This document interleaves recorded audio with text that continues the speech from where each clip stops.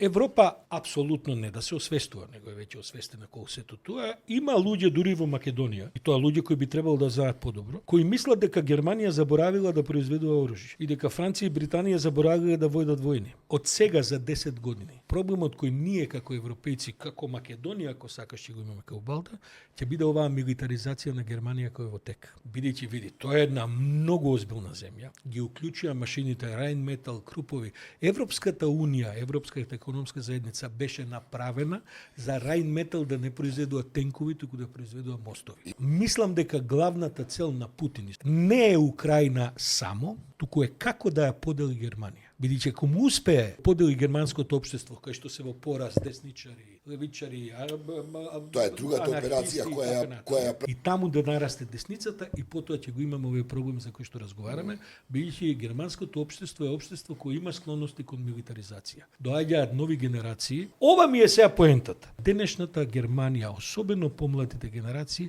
веќе се враќаат во рамките на тоа што своевремено Хитлер го нудеше како решение за... Да, се разбира, тоа не е мнозинството на германското општество, но ти гарантирам дека ако нешто Путин пропагандистички прави, тоа е да го засили цел и не само во Германија.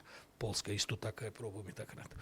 Така што сакам да кажам, Боријан, ние можеби ќе дочекаме идната година ова во Украина на некој начин да заврши, но приказната не е завршена, бидејќи нема друго што Русија да прави осем да разединува, да поларизира, да екстремира се што може да се. Добро.